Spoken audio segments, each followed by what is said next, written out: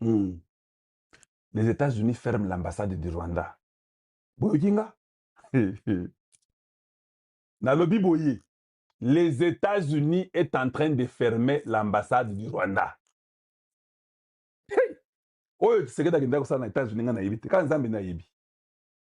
Finalement, nous avons un président qui peut dire non. Finalement. Mboke koma lokola kaka passoire. Mboke koma kaka eloko moko kaka pamba. Voilà pourquoi je vais l'immigration. Oui, des jours que je vais se dire, bon, j'ai fini mes recherches, comme ça, vous pouvez l'immigration. Vous allez fuir. Le Congo, là, vous allez le fuir. Ça sera un paradis. Vous n'arriverez pas. On est à plus de 3000 personnes en temps réel. S'il vous plaît, aimez quand même tapoter parce que je vais finir d'un moment à l'autre. Je ne serai pas très très long aujourd'hui. Je vous avais dit ça, on a presque 400 personnes. Je sais que vous allez partager à beaucoup d'autres personnes et je suis content pour cela. Mais les États-Unis, Aligna Kanga ambassade, au fait, à Kangi. Maintenant, ils commencent à aller vers la Russie. Oui, allez-y vers la Russie, ce n'est pas un problème. Même nous aussi, à un moment donné, tant qu'il y a de la Russie, on a peut-être de Russie. Ce que c'est de la Russie, bon, de Russie. Tu as de Russie et puis tu échoues, tu as raté. Tu as raté. Nous avons beaucoup d'argent. La Russie, elle est préparée, les histoires de bateaux. Bien, vous appelez la Maïté. Bateau, il y a au Vandawapi. Les navires de guerre, là, vont aller où? Vous n'en avez pas. Vous n'avez rien. Vous allez maintenant vivre comment? La Russie va vous aider comment? Toi, tu as vu la Russie aider un pays comme ça. Quand on parlait que la Russie allait venir avec nous, là, c'était tellement que tu fais la mouille. Tu sais que si tu ne peux pas, tu ne peux pas dans la vie. Tu veux même tenir même à un papier, la maille. Nous savons ça. Oui, nous savons ça. Mais la réalité est que je vous encourage d'aller vers la Russie pour que vous soyez des ennemis des États-Unis libéraux. Allez-y. Maintenant que Dieu a fait que nous aussi au Congo, nous devenons ses amis américains. Alors, où est le problème? Nous devenons ses amis américains. Votre temps est terminé. Nous sommes avec Tshisekedi jusqu'à 9 ans. Tshisekedi à quel âge? Tshisekedi a 63 ans. C'est ça, non? Tshisekedi à quel âge?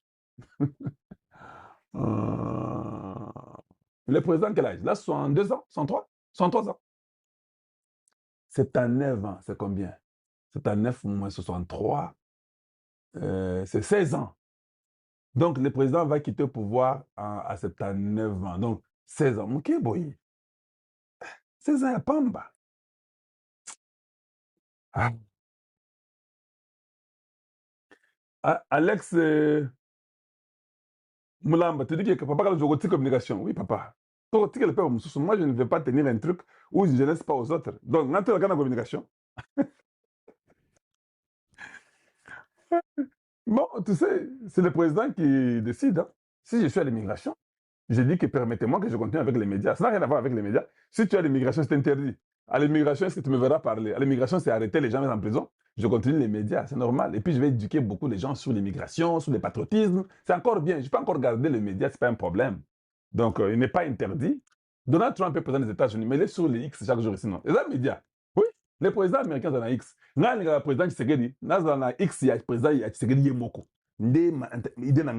Donc, chaque fois que le président Tshisekedi se déplace, n'importe quel mouvement, une solution. Yemoko quand on dit Yemoko, c'est quoi? Il a un secrétaire ou une secrétaire spécifique. Le président parle, elle écrit. Pas, elle fait un tweet, elle envoie. Quand le président, donc c'est comme ça que Donald Trump fait. Donc, elle dit, et tout est corrigé, tout est bien, et puis il y a des dossiers qui sont, il y a une bureaucratie mobimba. Oui, c'est ça que moi je veux pour le président. Donc, on va continuer à défendre le Congo, ce n'est pas un poste qui va nous arrêter à défendre. Donc, si tu sais qu'il fait 16 ans à 79 ans, non. Bon, il y a Zakari, il y a Batumoko, Bazara, très fort. Normalement, toi, tu es 10 ans, donc 79, 89 kaka. Donc, 16 plus 10, 26 ans. Il peut faire 26 ans. Non, soyez calme, soyez calme. L'essentiel, mange ton foufou, aie tes études, fais tes études, que tout le monde soit bien. C'est ça, que le Congo gagne, que nous ayons une forte armée, parce qu'on va changer beaucoup de généraux. Beaucoup vont aller à la retraite. Il y a beaucoup de traîtres, nous le savons. Toute la mafia va finir. Au fait, nous sommes arrivés au niveau que si beti nyoka, nyoka za mutute, ils ont des mukila nyoka. Tout ce que vous voyez là, ils ont des mukila nyoka. États-Unis ont mon avis. Avant que je finisse, je vais lire pour vous. Il y a 29 pays que les États-Unis ont dit que n'a aucun ambassade nabino. N'a aucun ango. Eh oui, Oh, Kalonji, montre-nous. C'est vous qui me faites passer mon temps. Vous faites passer mon temps chaque fois. Oui, je vais faire ça pour vous rapidement. C'est vous qui faites passer mon temps parce que vous voulez seulement que je dise pour vous. Vous devez seulement commencer à me croire. Je vous dis que non, Kalonji, nous croyons, tu parles seulement. Si vous me dites seulement ça, je vais commencer à faire peu de temps émission ici. Mais comme, s'il vous plaît, tapotez quand même, non? On a vendu ces émissions. Tapotez pour moi. Hein? Pichuna, Alimasi, Kija, Jolie, Moussao. Donc, si vous étiez en mesure de juste m'écouter et refuser que Nathalie Gabiloko n'a pas donc ce serait très bon. Lisons un peu rapidement. The Trump administration recalls nearly 30 career diplomats around the world. Donc, plus de 30 diplomates, carrières diplomatiques dans le monde, les États-Unis, les retirent. On dit 10 years end of mission chiefs in at least 29 countries, 29 pays, y compris 13 in Africa. And the US reshaped its diplomatic posture. Donc 13 en Afrique sont exclus. Alors je n'ai pas le temps de lire pour vous. Vous pouvez aller lire quand vous avez le temps. Je vais seulement aller avec vous. On parle Chief of Mission in at least 29 countries were informed last week that the tenure could end in January. Donc en janvier ici, according to two State Department officials who spoke on condition of anonymity to discuss internal personal moves. C'est-à-dire qu'il y aura déjà 29, presque 30. Bobo Sana. Bobo Sana Makamabine changé. All of them had taken up the post in the Biden administration but had survived an initial purge in the early months of Trump's second term that targeted mainly political appointees. Donc, c'était les gens qui ont été nommés nombreux par Biden, tout ça. Mais 30 d'entre eux, Mobulu. Na autant que la bino mbangu, Mobulu, Mobulu, Mobulu. Alors, je vais vous dire ceci. Suivez attentivement, suivez attentivement. On dit, ça c'est en Asie, mais là, en Afrique.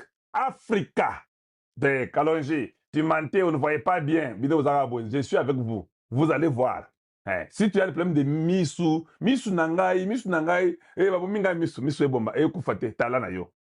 On dit, Africa is the continent most affected by the OAP, oyo mfumu Kimbangu atie liboso ya mokonzi ya mboka, liboso ya population, liboso ya monde entier. Merci.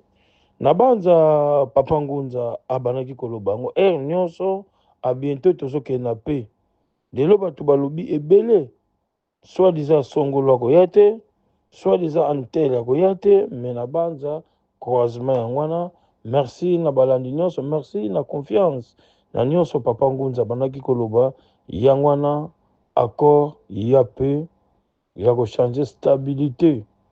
Lelo bato bozoloba mingi o te groupe rwandaise nanu ebimi te Rwanda baza na terrain de degré ou de force bakobima. Lelo na banza peuple congolais kufi ebele. Mfumu Kimbangu oyo alobaki na mboka ya Congo bato bakokufa te makili kotanga te, me basalaki yango inverse. Mutu nyonso azala na attentif, azala na susi ya mboka. Mboka mosusu te koya kobongisa mboka oyo, kaka biso moko, kaka boyokani, kaka résolution yango kosala malamu. Merci na bancetre, merci na badescendant, merci tata Mfumu Kimbangu Mvuluzi na sine ya pe oyo yebisaki Papa Ngunza, oyo pe na révélation oyo yaki. Merci na balandi nyonso, merci na mokonzi ya mboka na courage nyonso, na badéplacement nyonso yango wana ezwi résolution, ezwi pe na solution. Na banza bato baleki bitumba oyo désordre oyo bandi depuis 1981.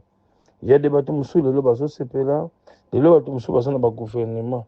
Mais bazalaki te tant mboka nous ezalaki na menacement. C'est la toute première fois accord oyo ezosigname kati na monde entier, na grande puissance ya monde oyo ekangami likolo ekangami na se. Merci bakoko na sine ya pe ya mboka.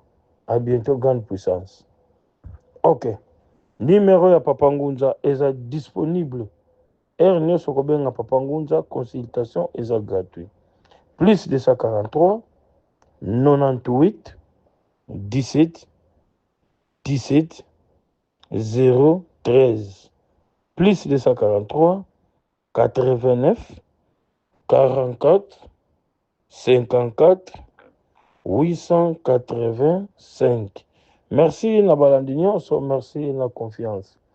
Lelo na banza Papa Ngunza akoloba kaka mpona koluka pe mpona koluka mutu nyonso oyo aza na kati ya problème oyo aza na blocage. Mutu nyonso alingaka stabilité, ezala na kati ya ndako, ezala na famille, ezala na bana. Merci. Sujet ya mibale na banza Papa Ngunza azolobaka ere nyonso. Lelo Papa Ngunza paza na pe, paza na dérangement te, batu bozala na musala oyo spiritualité, bo respectango na banorme nyonso. Nazongelaka koloba soki tozalaki ata 5 personnes oyo eza na souci ya poso moyindo, oyo eza na pouvoir ancestral. Que veut dire pouvoir ancestral? Eza connaissance ya koyeba kati eloko nini oyo eza lobi, kati eloko nini oyo kosalama, oyo kosala mutu mabe. Lelo na bana ndenge tovandi boye, bato ebele oyo bazwami problème ya diabète oyo ekomi maladie démoniaque, ekomi koluka dose ya koluka sida. Lelo mutu mosusu alobi aza na sida te, fo bozalaka na connaissance ya koyebaka sida ya butu ezali, sida ya moi ezali, na sida oyo mutu azwi kati na nzela ya mibali par rapport azalaki na kimia kati ya kovanda te. Lelo oza na problème ya sida, kobanga te benga Papa Ngunza. Eloko eleki pouvoir ancestral ezalaka te. Ke bazwaka temps ya kochange ke yo makila, benga Papa Ngunza. Lelo bato bazalaki na doute ya makambo etangamaki ya faiblesse, ya impuissance ya kimobali. Lelo bato bazongi normal, bazalaki kati na kati ya bandako, bachambre ekabwana, badivorce esalami, kimobali etelemaka su te. Kimobali etelemaka na deux racines de principales. Oyo tokobenga misisa, oyo tokobenga na Kikongo mwanzi. Banza tata Ngunza ketalenda diaka vuva Kikongo kya yingiko, diambu diaba nkaka bantu bawonso, kabeta lenda zaya ndinga yoyoko. Elingi koloba boye, ya dendeko mususu wi Nkongo patriote, mais azoyoka soki Kikongo te via temps ya déplacement. Lelo mutu Papa Ngunza koloba kaka Kikongo, poeza langi na zwili pouvoir. Lelo zosala spiritualité Kikongo oyo bakoko na yo, oyo ba descendant, oyo ba ancêtre na yo, oyo ba mfumu no bapesa yo passation pouvoir za bango te. To respecter ba norme. Lelo soki ozo respecter spiritualité, osungi mutu, lobi mutu wana pe akorando service pe akopanza sango na bandeko mosusu. Lelo mutu mosusu asalisi na maladie oyo eumeli, eza esengo lobi akorécompense koleka mbongo oyo ya mosala ya matériel ya motoki na ye. Numéro ya Papa Ngunza eza disponible nyonso mibale, consultation eza gratuit. Okozwa ngai moko en direct, c'est le représentant légal na séance ya couronne de joie ya Afrique, c'est Papa Ngunza. Lelo soki tozalaki kaka 5, lelo Papa Ngunza mbaza na dérangement mingi te, me bandeko boyekola misala eloko nyonso na volonté okorendre service ya kosunga baninga. Lelo ere ozokoka korendre baservice te, misala wana ezopusana, bandeko mpe bazodeklare tama oyo tokozwa tare kobenga Papa Ngunza azoyamba te, nazokima misala mosusu mpona kosilisa nano misala mosusu bandeko. Sikoyo presque misala nyonso esili, Papa Ngunza akomi sikoyo correctement na telefone. Numéro nyonso mibale eza na kati ya WhatsApp, consultation eza gratuit, importe quelle heure.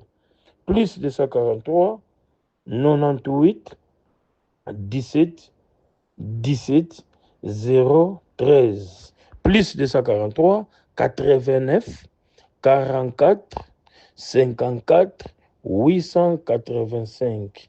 Lelo nazobeta CT oza na problème ya diabète type 1, type 2, type 3, absence ya pancréas, benga Papa Ngunza.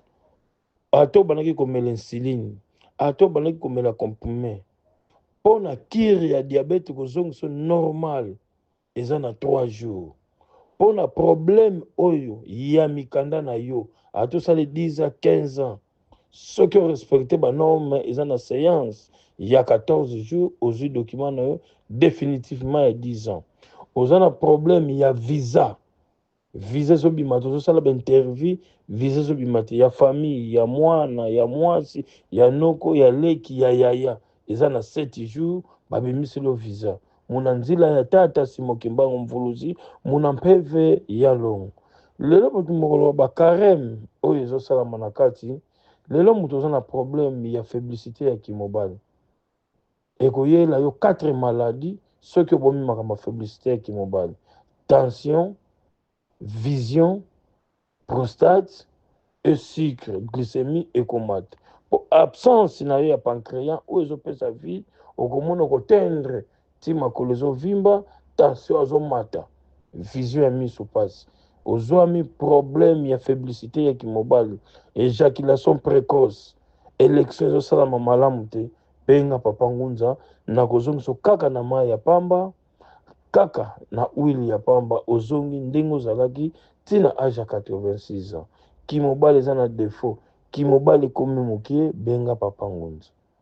Lelo yo mama oza na problème olobi kaka papa biki menga nazobota te musala sava, oza na problème oyo ya mabota ata okomi na age na yo ya ménopause oyo eza conscientement ke oboti te.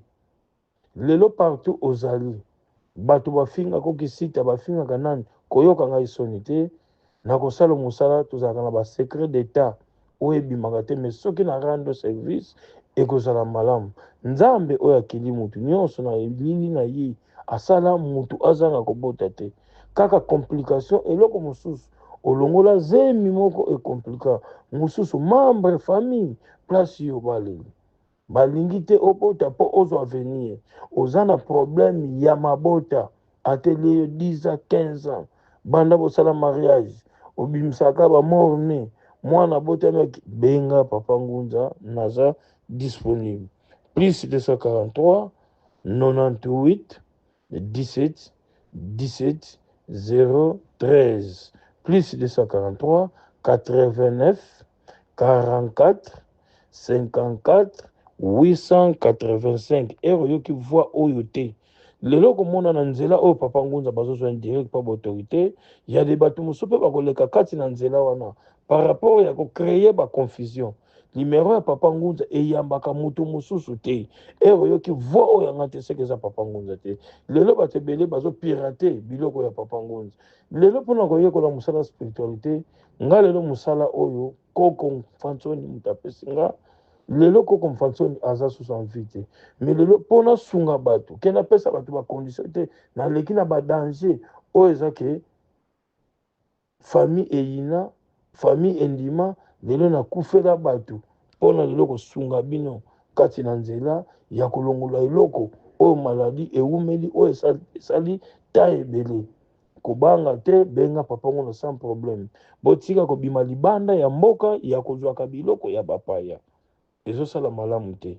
Sujet ya suka lelo ndeko moko auti obenga nga aza menance na nini mwasi soumission eza te mwasi azobima mbali aza na poto mais mwasi motema moto ya kokendeke Congo ero ozwami problème wana benga Papa Ngunza na kozongisela yo kimia na kati ya ndako yo mpe mama ero omoni papa azovanda kimia te tolobi kaka mpona papa te ata yo mpe mama olingi okufa na mobali na ti Nzambe abengisi moko na moko benga Papa Ngunza. Yo mpe mobali ozomona affection na yo na mwasi ezoya makasi te benga Papa Ngunza natiela yo fu oyo ya bolingo ke soki amoni yo te azala na kimia te. Merci na balandi nyonso, merci na confiance, merci na paix oyo ekoti na kati ya mboka. Merci tata Mfumuki Mbangu, mama Kimpavita muna nzela ya Nkongo, muna nzela ya Nkamba, tata wa beto Simoki Mbangu Mvuluzi Nkanda Wandombe. Merci.